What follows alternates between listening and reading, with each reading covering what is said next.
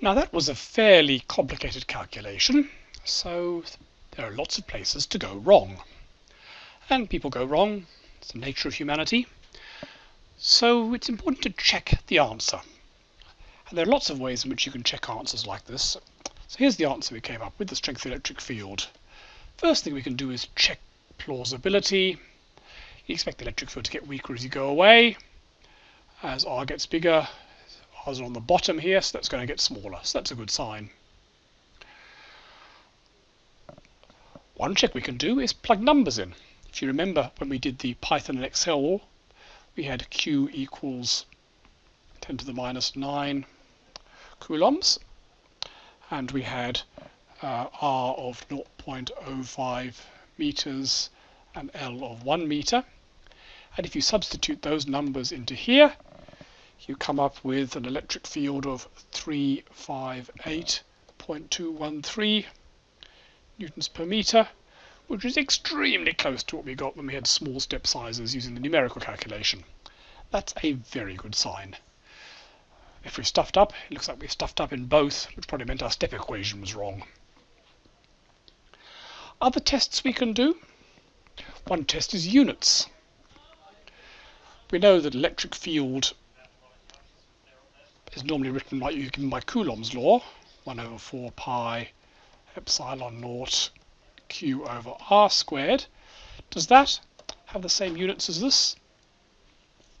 Well, the only difference is instead of having R squared, you've got this at the bottom. Everything else is the same. R squared is units of length squared. Here we've got length times root length squared plus length squared. So there are two length squared terms in there. The square root that's going to give length times length. So, yep, so it all matches. So units, tick.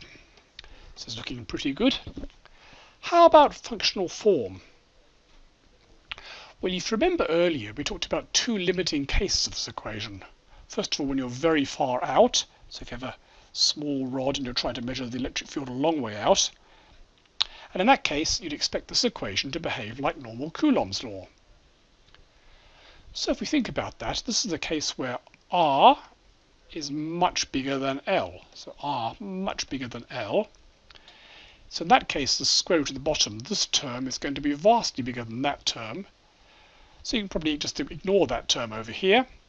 So it's going to be Q over root R plus root R squared, which is Q over 4 pi epsilon naught R squared, which is Coulomb's law.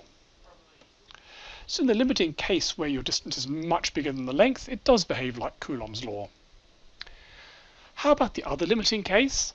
The other limiting case is where you are very close to a rod. So this is the case where R is very much less than L. And we worked that out earlier, if you remember, using Gauss's law. Well, in that case, this term, R squared, is going to be much less than the L over 2 squared. So the equation is going to come out as 1 over 4 pi epsilon naught Q over R root. Now we're going to ignore that term because it's much smaller than this one. L over 2 squared, which comes out as 1 over 4 pi epsilon naught Q over L on R on the bottom, and you've got 2 at the top, which turns that into a 2. And if you remember, that's exactly what we got from Gauss's law. So this is all looking pretty good. The units check. It's got a plausible functional form. It gives the same answer as the numerical system. And the two limiting cases, when you're very far away and very close in, it behaves like a simpler model for those two cases. So it's looking pretty plausible.